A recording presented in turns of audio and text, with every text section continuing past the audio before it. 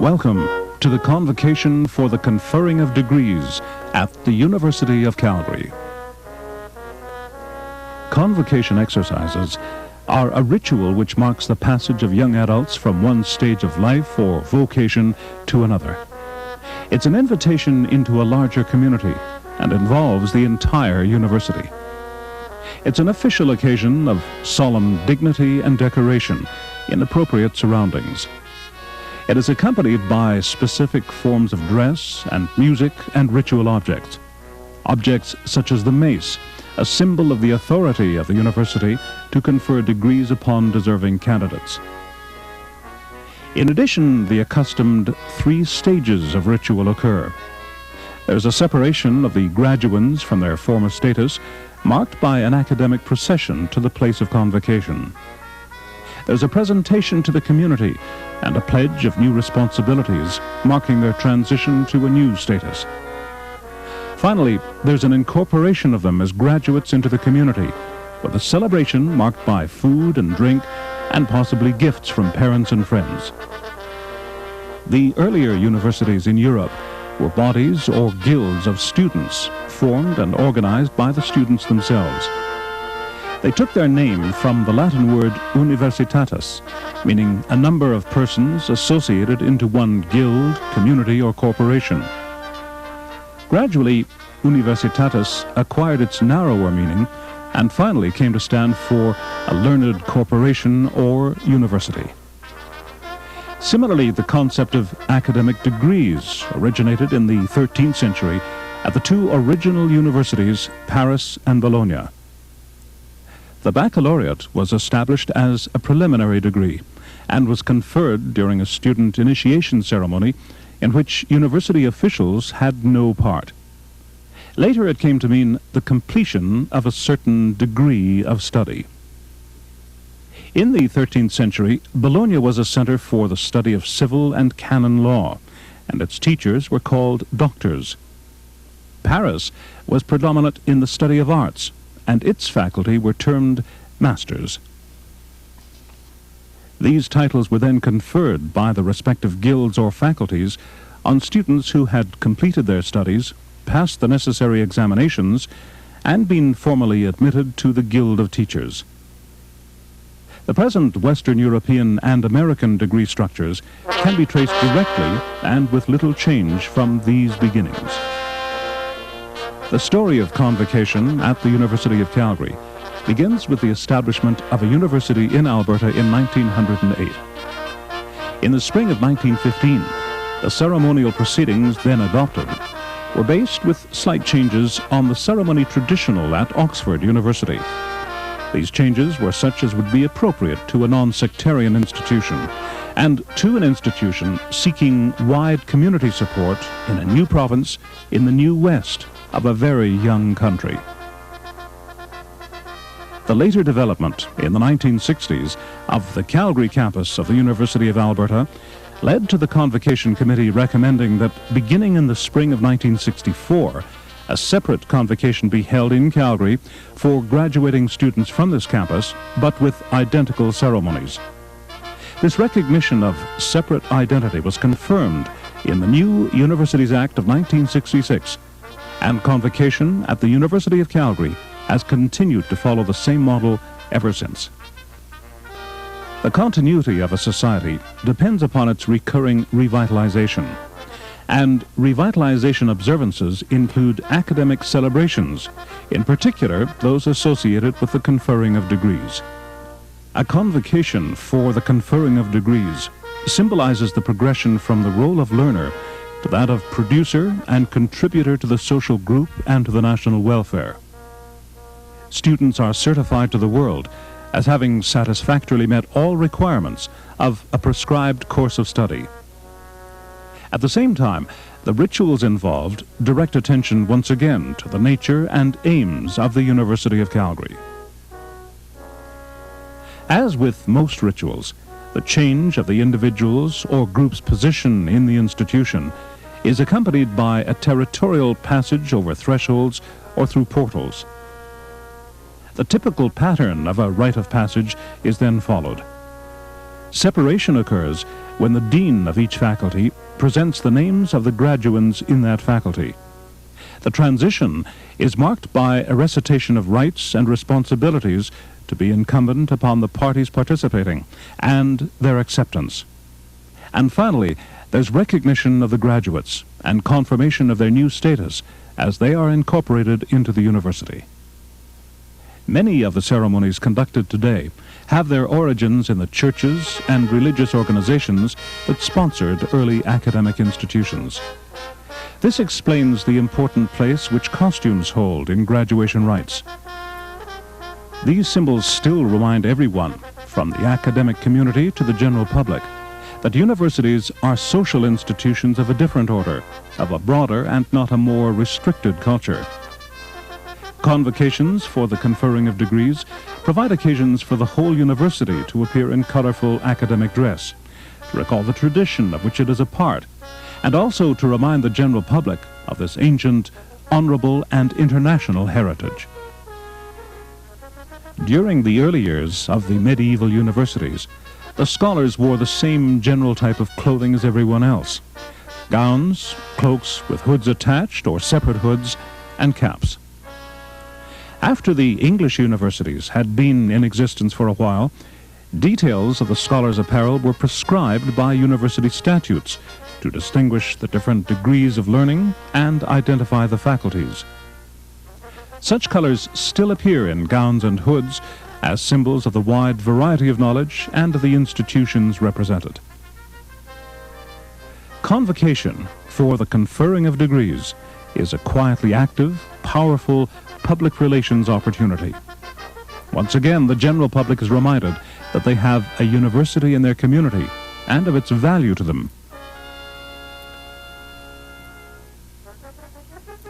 It is for this reason that our platform party today includes university senators and governors, administrative and faculty representatives, provincial and municipal officers, and guests, to emphasize the University of Calgary's importance to them and to their constituents. A feature of convocations everywhere is the awarding of honorary degrees. At its best, an honorary degree is merited recognition of scholarly or creative attainments or distinguished public service. The persons so honored are presented to the presiding officer by a member of the academic community with a summary of their achievements, and so are inducted into the University of Calgary.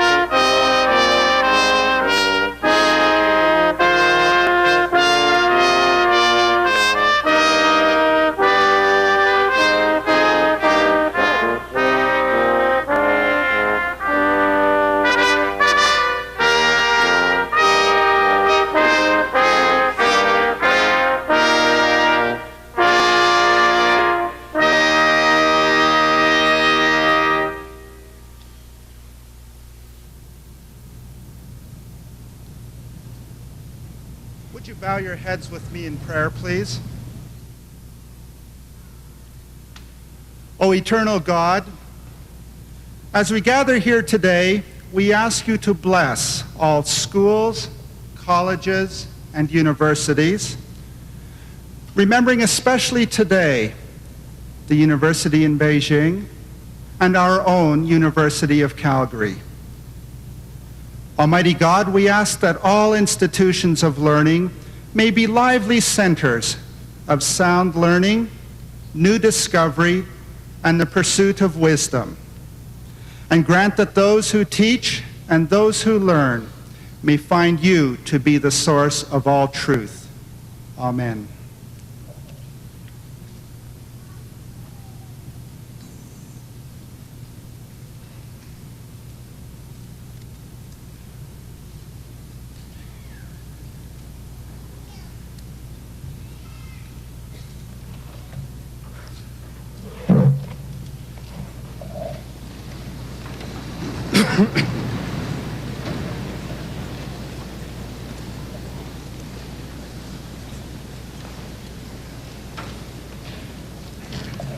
Eminent Chancellor, Mr. Chairman of the Board of Governors, Honorary Graduate P.K. Page, members of the graduating class, distinguished guests, members and friends of the university community. Today, the university meets in Convocation to recognize and honor the academic achievements of its graduands.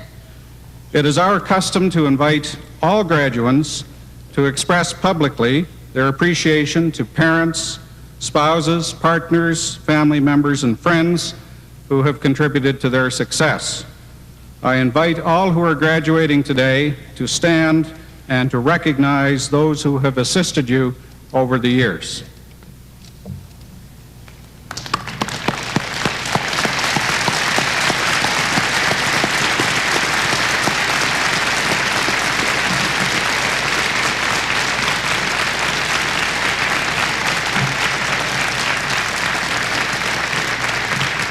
Thank you. I wish to express my thanks to members of the board, the Senate, the alumni. Please be seated. The alumni, our donors, corporate and individual, and all other volunteers whose contributions continue to enrich this vital and dynamic institution. I acknowledge the continuing support of government through operating, capital, and research grants. In the February throne speech, the government announced its intention to fund the construction of the Professional Faculties Building and an expansion of the student numbers in the Bachelor of Commerce program. I look forward to receiving, I hope within the next few days, confirmation of these commitments. I reiterate our commitment to expand and adapt our programs to the needs of Albertans, provided adequate funding is available. As we pause to reflect upon the accomplishments of our students, I recognize the outstanding contributions of faculty members and staff at this institution. This university has a large international student body, including a significant contingent from the People's Republic of China. I want to express the outrage felt by members of the university community at the actions in Beijing over the past weekend. In particular, I want to express my sympathy to and support for those Chinese students on our campus. A special word, if I may, to our graduands. Today, in a sense, you experience neither an end nor a beginning. Rather, you celebrate a stepping forward into the future, confident that the dedication, self-reliance, scholarship, and know-how which have brought you this far will continue to serve you well. As you look toward the 90s, you share a common challenge with this university. Ours is a complex institution of some 16 faculties and 49 departments. Many of the departments contain operational units which in themselves represent legitimate academic subjects. One commentator on higher education in Canada has noted New knowledge is created faster than it can be learned or taught. Between 6,000 and 7,000 scientific articles are written every day, and information doubles every 5.5 years. The problem is not supply, but selection.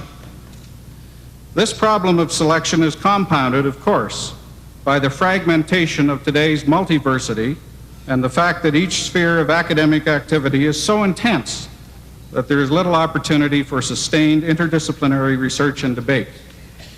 And who can reasonably argue that this is not a major concern, given the kind of problem solving required by many of the environmental, economic, social, and ethical problems which besiege us today? The university as an institution must improve its capacity to bring multidisciplinary perspectives to bear on all aspects of its scholarly pursuits. Likewise, you, the graduands, whether you are in the boardroom or the classroom, whether your focus is the bottom line or the government line, have the responsibility to support a decision-making environment which cultivates and recognizes the full range of legitimate input. Morris Berman, on the topic of machines and minds, has stated that survival of the fittest is now being replaced by survival of the best informed. A recent Futures Conference in Washington chose as its theme foresight. Foresight in this regard does not refer to an intellectual quality. Rather, it describes a systematic institutional process for identifying issues that government should be addressing and bringing all available perspectives together so that the ramifications of a proposed policy can be considered before a decision is made. I wish to suggest that being the best informed involves for universities the adoption of foresight strategies.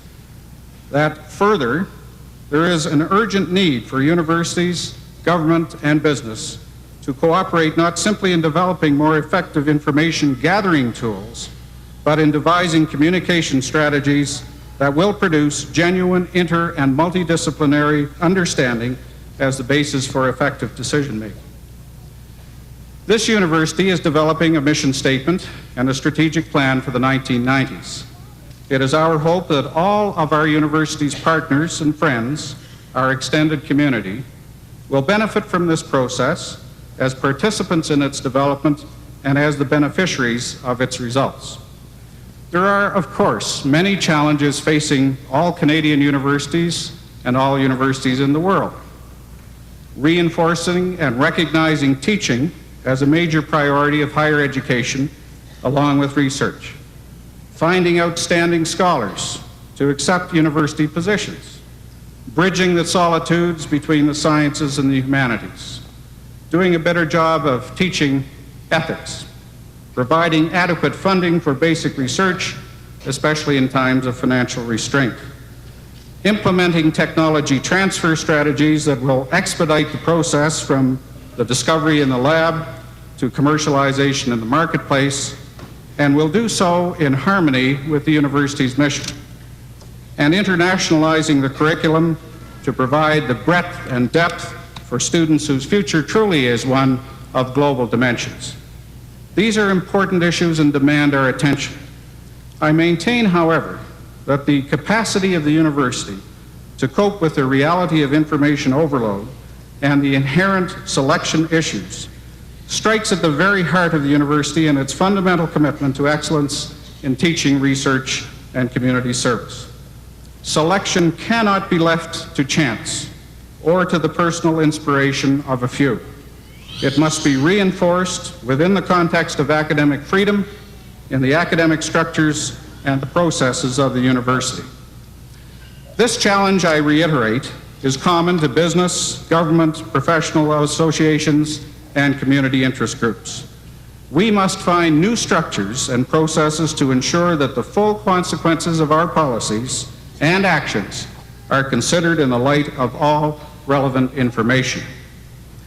In conclusion, I urge each of you to employ your capacity for leadership in the interests of your community, be it local, provincial, national, or international. Whether one argues from a philosophical position which enjoins the individual to contribute to the good of society as a whole, or from an economic position, remembering that taxpayers, through government, have paid 88% of the direct costs of your post-secondary education. The opportunity is there. Your greatest fulfillment, I suspect, will result from your wholehearted involvement and contribution to the life of your community.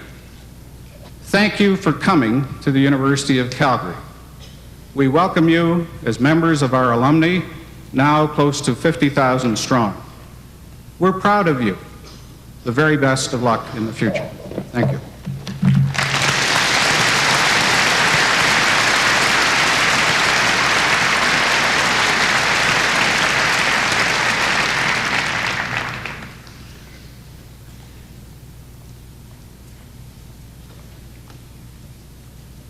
Eminent Chancellor, the true measure of a nation is found in the strength of its creativity and in the genius of its writers, poets, artists, and composers. P.K. Page has doubly contributed to the stature and the soul of Canada as an imaginative visual artist and a vibrant and exciting voice in Canadian literature. In a prolific body of work that is marked by a crystalline sense of light and language, P.K. Page has come closer than any other to achieving her own quest for an art that would satisfy all of the senses. As a poet, she has offered subtle and penetrating understanding and expression of human longings. As an artist, she has given new insight through her sensitive line and brilliant use of color. In her vivid prose, she has demonstrated a warm appreciation of the diversity of people in all conditions. Throughout her distinguished career, her creative voice has never faltered or become stale. In the variety of her creativity, she has shown a fine awareness of poetic technique, striking imaginative qualities, and acute perception. That she has been a major influence on the course of Canadian poetry is undeniable. In our evolution as a country, P.K. Page has contributed much to our cultural fabric through her complex sensibility, lively wit, and powerful vision. She has approached her art with a serious and dignified dedication that has been exemplary. What she has achieved is as substantial in quality as it is notable in quantity. In the appraisal of some of the fiercest critics in Canada and abroad, her work has, time and time again, shown itself worthy of the highest approbation. Eminent Chancellor, I present to you Patricia Kathleen Page, woman of letters, poet of stature, artist of distinction, and invite you to invest this outstanding Canadian with the degree of Doctor of Laws honoris causa.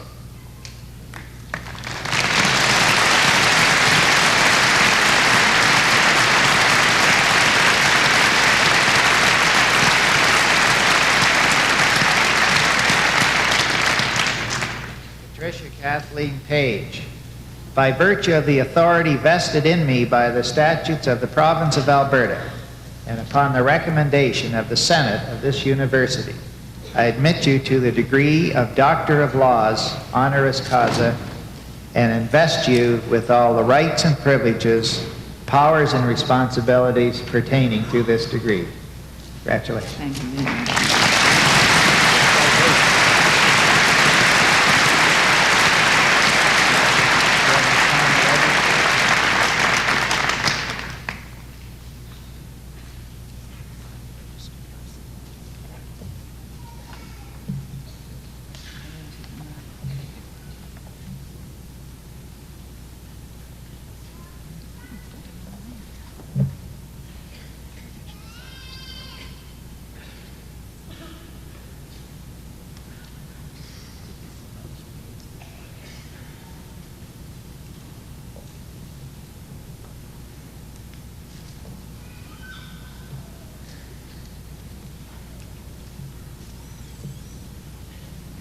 Eminent Chancellor, Mr. Chairman of the Board, Mr. President, honored guests, graduates, ladies and gentlemen, I am greatly honored to be awarded an honorary degree by this university. In fact, I am more than honored. I am touched. For if I have a home province, it is Alberta, and if I have a hometown, it is Calgary. From the time that I was 2 until I was 17, this was the center from which my family and I departed, and the one to which we returned. Many of my earliest and most vivid memories are associated with this city and its neighboring foothills. And as a result of the compliment you pay me today, I have been thinking a great deal about those early years. Looking back, I recall an innocent world with air as sparkling as cellophane. An innocent world in which on hot summer days we drank water from the bow or the elbow from cupped hands. I had a cayuse for a time, bought from the Sarcees, which I tethered on the prairie where we camped in the summer. I didn't then know that it was unusual for a horse to sit down and scratch behind its ear with a back hoof. I grew up at ease in the natural world, familiar with gophers, coyotes, meadowlarks, magpies, and the cycle of wildflowers, from the crocuses that arrived before the snow had gone, to the dog roses, wild lupins, tiger lilies, and Indian paintbrushes that followed. And it was here that I first learned to look up and wonder at the northern lights and the Chinook Arch. Each morning in winter, a groom brought my father's horse on a lead rein to our house on 7th Street so that he could ride to his office in the armories. We had no car. I think of one of my mother's friends who, mounted side saddle, tossed her reins over our fence post and came in for afternoon tea. On one morning, when it was an unusual 50 Fahrenheit degrees below zero, I walked, as always, the 4 or 5 blocks to school. On finding myself the only day girl there, and classes cancelled, I turned round and walked the 4 or 5 blocks home again. Of course, it didn't dawn on me then that any of this would change, that with the doubling and redoubling of the world population, the proportional proliferation of the motor car, and the demolition of rainforests, we could alter the face, perhaps even the fate, of our planet. I didn't dream that we could endanger the fish in our rivers and lakes, foul the waters of our world until they became undrinkable, poison the fruits of our earth until they became carcinogenic, or that we could pollute the air on which our very lives depend. How could I, a child, or my parents for that matter, have possibly imagined that in my lifetime our major anxieties would be not such immediate and ever-present concerns as unemployment and housing, however worrying they may be, but the long-term consequences of overpopulation, of acid rain, of the greenhouse effect, of holes in the ozone layer, and of nuclear destruction. Threats which, if not dealt with, will destroy us all. Or, on a different level, how could we have dreamed that a spiritual leader in a country half a world away would sentence an alien author to death for writing a book? When I stuck stamps from Mozambique and Zanzibar into my album, I couldn't have conceived that the world would grow so small. As a child, it was immense as the overarching Alberta sky. I think of us in the 1920s as an innocent, tolerant society. Perhaps it was not as innocent as I remember. Perhaps our intolerances were invisible rather than non-existent. But our minds, I think, were not quite as out of step with the times as they are today. Few then could have imagined the changes ahead, changes whose effects, developing slowly over years and decades, have been as difficult for us to perceive as the progressive opening of a flower. Biological evolution, according to one theory, is responsible for this difficulty. Our brains are acutely attuned to only that small portion of our world directly related to reproduction and survival. In other words, our nervous systems are most sensitive to sudden menacing events, bears or burglars. To them, we react quickly and decisively. The contrasting slowness with which we register the consequences of gradual change has been described terrifyingly as the boiled frog syndrome. If you place a frog in cold water and heat the water slowly enough, you can bring the frog to the boil without its realizing what is happening. We could be that frog. And as if that were not enough, we face problems of a scale and speed of change unprecedented in human history. We are amassing new knowledge at a rate unknown in any previous time. The consequent necessity for specialization is fracturing society, while technology advances at a frantic and constantly accelerating tempo. The sorcerer's apprentice is in charge. In the past, the process known as cultural evolution kept pace with change and enabled us to avoid terminal trouble. This is no longer the case. The current rate of cultural evolution is not fast enough to keep up with today's dilemmas. Ours is a gravely sick planet. Some scientists tell us that in as little as 70 years, within the lifetimes of some of you who are here today, it could become unfit for human life. Inhospitable to civilization is the phrase they use. What I want to say to you this afternoon, however, is that I don't believe it. Not that the planet is not sick. That surely is clear to us all. If it isn't, it should be. I too believe our world is threatened, but I don't believe it is doomed. It is threatened because too many of us see the world through a lens which, to borrow a term from photography, has a shallow depth of field.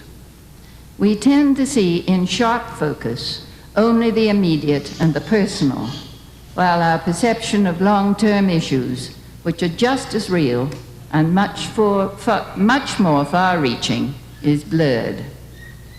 We can clearly see a cougar in the kitchen, but not so clearly the effects of chlorofluorocarbons on the ozone layer. We need to change the lens setting to infinity, perhaps. I would not have chosen so dark a subject for a convocation address had I no hope. Yet paradoxically, I feel our hope lies in a measure of hopelessness. Too much hope could make us complacent. Only by recognizing the gravity of the situation will we be moved to act. Some time ago, I experienced a kind of hallucination in which I heard a voice saying, "It doesn't matter what you do as long as you serve your planet." To which I replied, "It doesn't matter what you do. Surely shooting your neighbor or robbing a bank." And the voice, patient, good-natured, repeated, "It doesn't matter what you do as long as you serve your planet." It has taken me some time to understand that if you are really serving your planet, you are not likely to be involved in robbery or murder.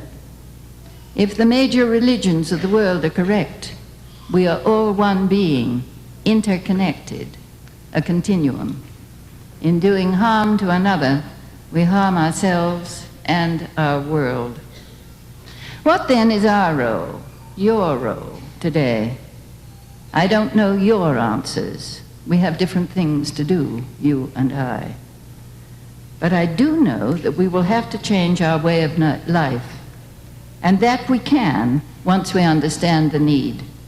I saw that happen during World War II. I was one of the ones that changed. I can change again, as can you. More difficult will be the fundamental shift in the way we view ourselves in relation to our environment.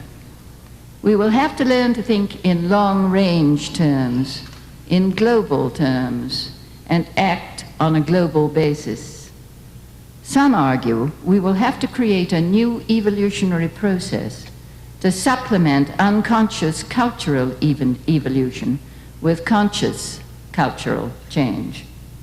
And that, of course, would involve radical readjustment of our entire educational system. I'm afraid I offer you little you have not heard before, but I believe the message is of such importance that it must be repeated over and over again until we respond to it in every cell of our beings. In conclusion, I would stress a truth with which most of us have difficulty: the fundamental importance of individual responsibility. How can I do anything, we ask? To which my reply is, to myself as much as to you, society is made up of individuals. It is composed of millions, billions of yous and me's who see ourselves as powerless. But we are not powerless. Insofar as the human factor is concerned, it is the sum of individual actions and reactions that ultimately determines the course of history. Whether we save our planet or not is up to you and me. Thank you.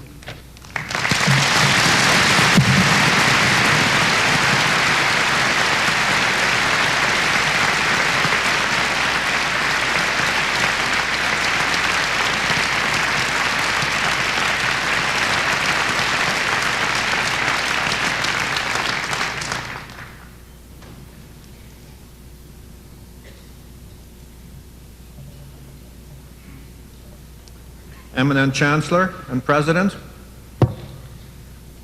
would all candidates for degrees please rise? On behalf of the faculties, I present to you these graduands and ask that they be pledged and admitted to the degrees to which they are entitled. Do you promise, when you are admitted as graduates of this university, to strive to uphold and enhance the reputation of that degree and of this university? Do you pledge yourself to exercise with judgment the authority and responsibilities of a graduate in the government of the University of Calgary? Do you further promise to direct the wisdom and skills which you have acquired to the furtherance of learning and the good of humanity?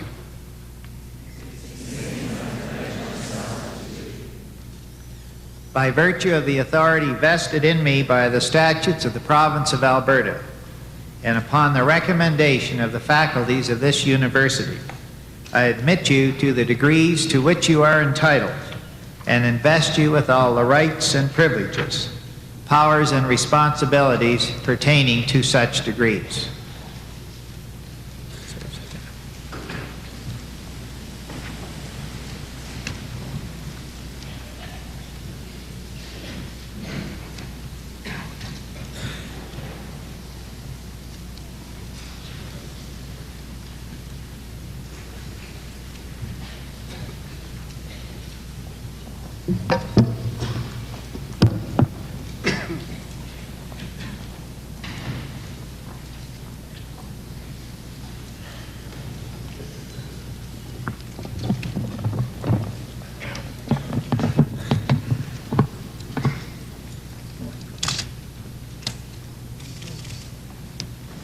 Eminent Chancellor, on behalf of the faculty and management, it gives me great pleasure to present to you these scholars and ask that you confer upon them the degree Bachelor of Commerce. I present to you James Derek Allchurch, Alistair Graham Anderson,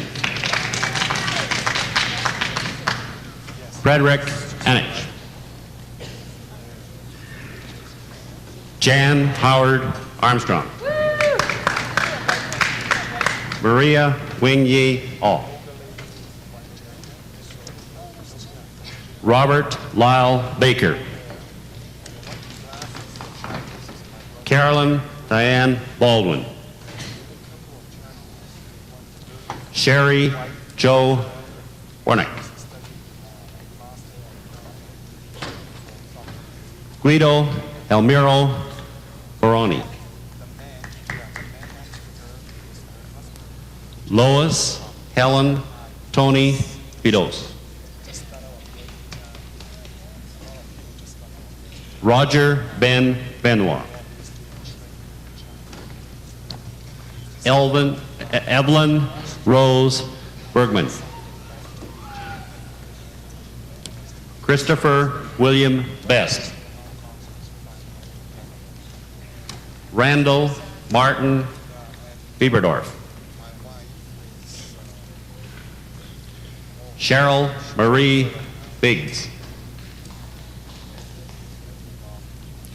Michelle Gina Bonamici.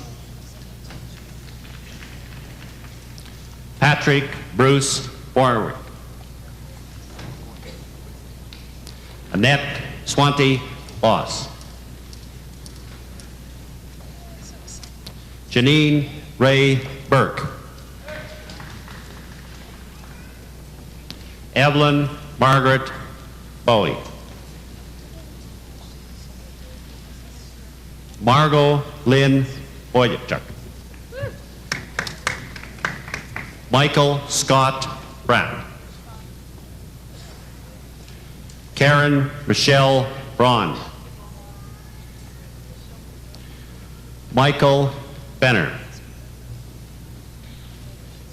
Scott Aitken Bridge. Dean Charles Bristol. Brent Randall Bowen. Mauricio Yvonne Byman. Lois Jacques Charon. Nancy Bell Chaffee. Lisa Marie Chalmers. Helen Chan. Daisy Moyi Chen. Louis Yantong Cheng.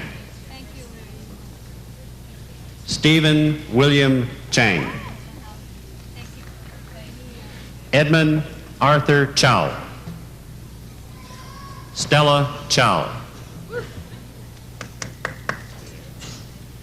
Malcolm Shanghu Chow, with distinction and winner of the Financial Executive Institute Silver Medallion.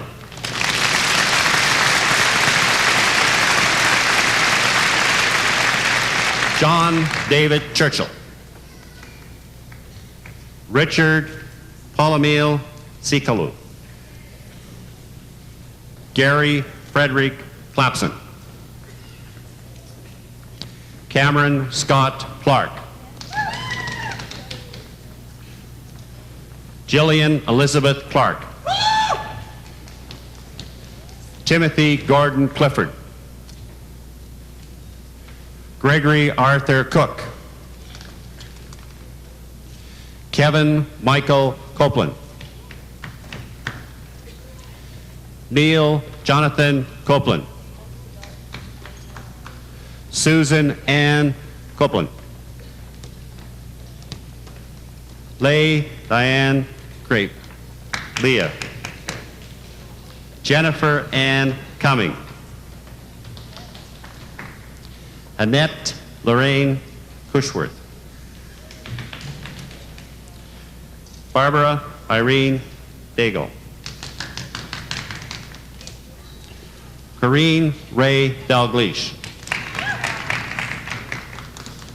Demet Damji. Douglas John Danhode. Lorraine Marie de Tullier. Arvin de Hoot. Margot Corrine Delgert.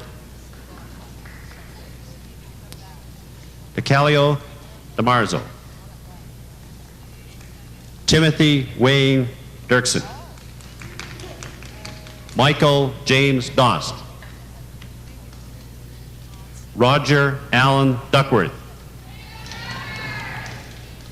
Scott Randall Dick. Scott Robert Elsey. Bonnie Lynn Emery.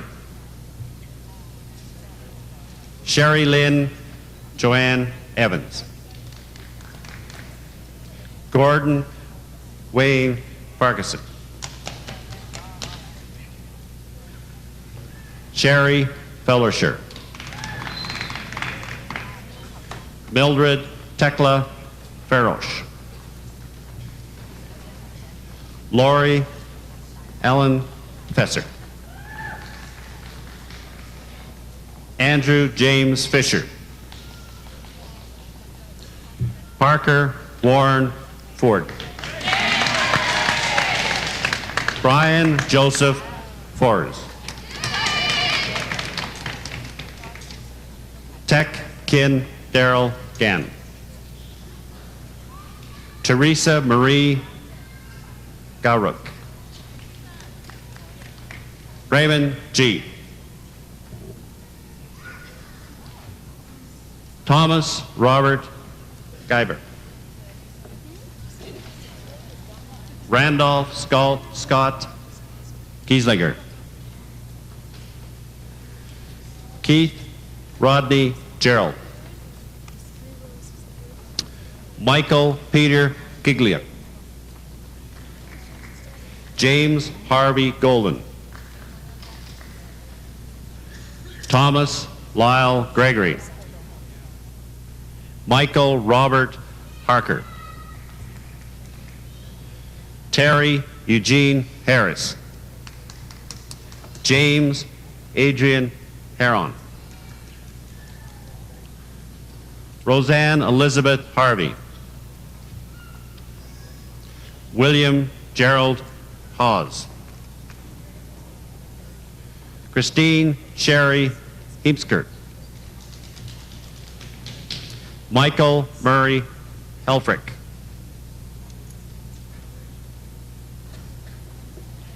Gail Marie Lennick, winner of the Petroleum Land Management Silver Medallion.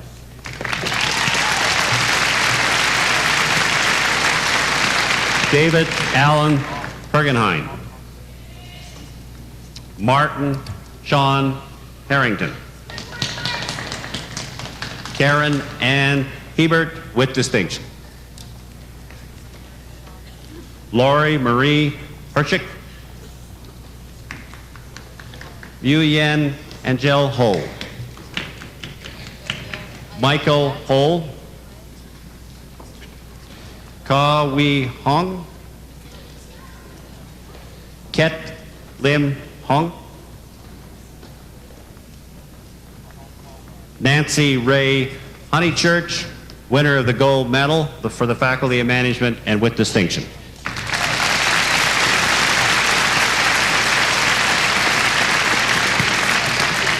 Virginia Ann Payton Hughes.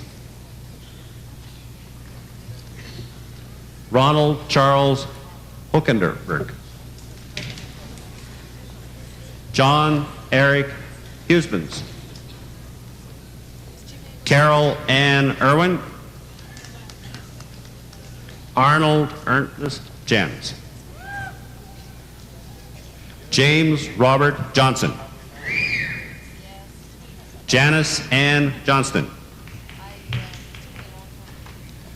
Karma Ann Cayley. Jeffrey Sean Kerr. Rhonda Lee Kerr. Hilda Jemke Kiptanui. David Allen Kitagawa. Keith Brian Konovelik, Michael George Kuhut, Helen Ann Koloziski, Paul Brian Kornacki, Ronalyn Marnie Korlak, Kenneth William Kodik, Susan Kruzik, Jess Manlong Kwan,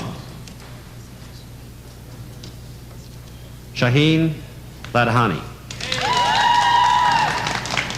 Scott David Lachlan, Michael Christian Levine, Primus Shun Tia Lee,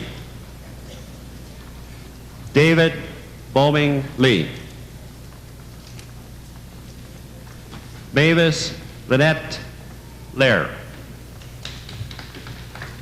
Edward James Leong, Lynn Leong, Pearl Leong, Madeline Elizabeth Leslie with distinction, Paul Andrew Lemacher, Ronald Robert Love, Nui Tui Lee, Jennifer Lee McDonald,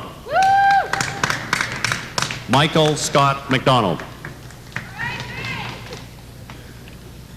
Richard Allen Mayers, Michael William Mansfield, Teresa Lorraine Manuel, Tracy Ann Lisa Martin, Karen Elizabeth Massey with distinction, Robert David Mattis, Monica Jane Ellen Magali, Barry Michael McVilla, Bonnie Jean Meadows, Tom Joseph Medvedik, Karen Yvonne Minton, Claire Lois Batenko, Nasheen Mohammed Dali, Rod John Mondon, Darcy Hugh Morgan, Anne Elizabeth Morrison, Jeremy Paul Newton, Kenneth Matthew Ney with distinction, Ivan Obud, Burdell Ann Olisko, Michael Dean Olenknik, Marilyn Karen Olson, Lori Osborne, Gillette Sylvia Ernestine Pock, Frank Leslie Joseph Palmer, Dean Samuel Parkinson, Robert Glenn Patterson, Curtis James Payne, Lucianne Maria Perry, Todd Robbins Pittman, John Martin Plusha, Susie Pond, Michael Karen Ponto, Earl, Wendy Lee Powell, Kevin Allen Christie, Curtis Stephen Props, Anthony Fred Kwan, David John Raby, Stephen Allen Reschler. Robin Mark Richard. Jeanette Lorraine Roberts. Jean Alvin Rodman. Selwyn Lucius Rodriguez. Stephen Todd Rosgan. William Thomas Royan. Calvin Larry Schwalenker. Terry Allen Schmidt. Shirley May Schwartz. Sergi Sinclair Scurfield. Shannon Dawn Seafried. Lisa Helen Seaman. Troy Robert Sheridan. Douglas Kevin Smith. Ian Cranston Smith. Roberta Lynn Smith. Roberta Jean Stavely. David Brian Storoshenko. Susan Ann Strecker. Leslie Karen Streicher. Brenda Marie Soltz. Ward Tashi Tahahida. Jennifer Kathleen Taylor. Charles Roderick Thomas. Lynn Marie Travers. Viola Young Fong Say. Lorraine Urbani. Carolyn Elizabeth Van Staden. Darren David Walker. Jennifer Mary Ward. Noreen Ellen Webster. Sandra Helen White. Grant Glenn Whittam. Jacqueline Leigh Willis. Douglas Craig Wilson. Lana Yimlan Wong. Sean Wong. Johnny Yui Long Wong with distinction. Diana Dawn Marlink Whittaky. Maureen Lynn Woods, winner of the Associate for Systems Management Gold Medal.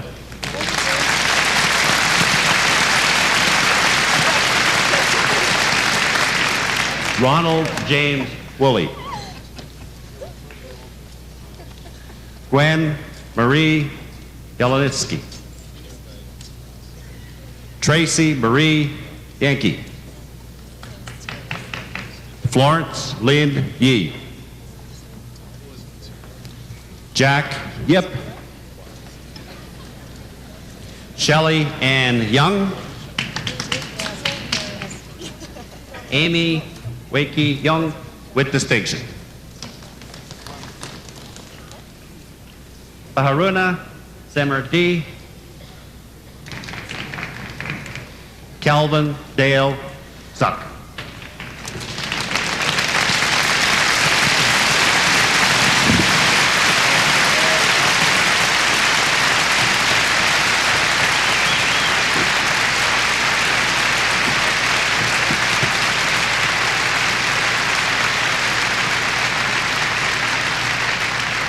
Madam Chancellor, for those listed in the program but not in attendance today, I ask that you confer the degree in absentia.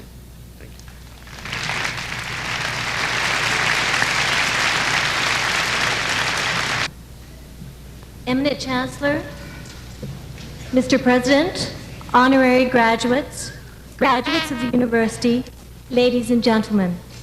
It is my distinct pleasure to congratulate each one of you on your academic achievement and to welcome you into the University of Calgary Alumni Association. Today is a day for reflecting on the past, savoring the present, and anticipating the future. In reflecting on the past, you will no doubt remember all-night study sessions, long LRT rides, Bermuda short stay, parties, and the many good friends that you've made. Today has special meaning, all of its own. It is a unique feeling of accomplishment and self-satisfaction. As you anticipate the future, you will take the opportunity of a sound education with you. We hope that it will open many doors of opportunity. Today you officially and publicly change from student to alumnus. As a student, you benefited from the activities and contributions of the Alumni Association. This past year, almost 30 students received alumni scholarships valued at $27,000. 600 to 700 library books are purchased each year with alumni contributions. In the past year, the Alumni Association has raised more than $680,000 in pledges for the University of Calgary. And now you are an alumnus of this university, a member of an organization I proudly represent and serve, an organization which boasts more than 50,000 members and about 600 more today. There are no membership cards to sign, no fees to pay. Membership is automatic upon graduation today. Being an alumnus has benefits and responsibilities. Benefits such as the alumni magazine, group insurance plans, career development, networking, and knowing who your other alumni are throughout the country. An alumnus has responsibilities. It is important for you as an individual and for your career to have graduated from a good university. It is also important for you and for students following you that the quality of education at this university be maintained and enhanced. Your responsibility is to promote your university to your community. Please do not take this responsibility lightly. Be an active member and participate in your alumni organization. On behalf of the Board of Directors of the Alumni Association, I'd like to extend our very best wishes for a successful and fulfilling career in your chosen field. Be a good ambassador. Thank you, and enjoy your day with the members of the University family.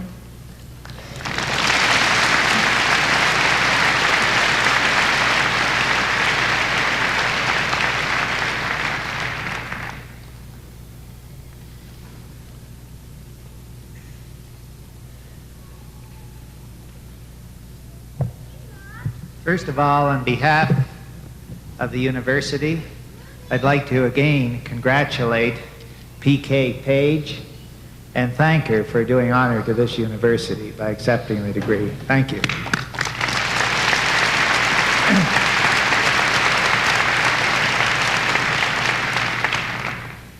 I'd like also to congratulate all the students. It's been quite a day, and I'd like everyone to join with me in applauding the students. Congratulations.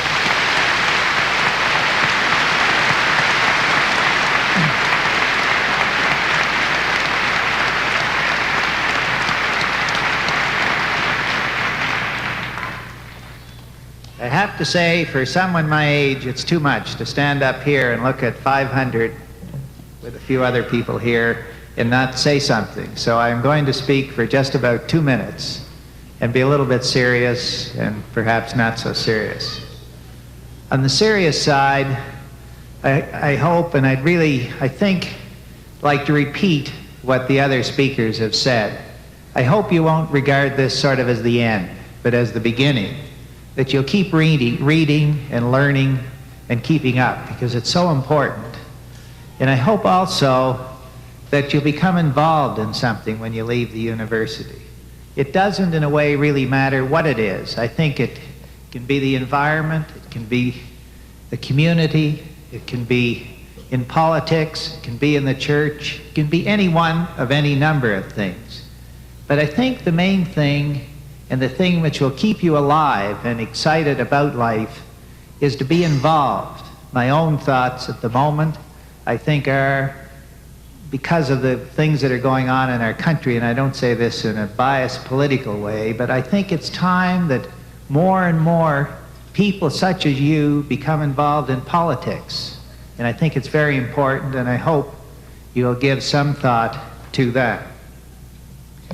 I think it's also important to have some fun, and I'm sure you've all had fun at university. One of the great things about the mind is you just remember the good times. I must say I only remember the good times I had at university. I'm sure I had some bad times as well, but I think it's important to have fun.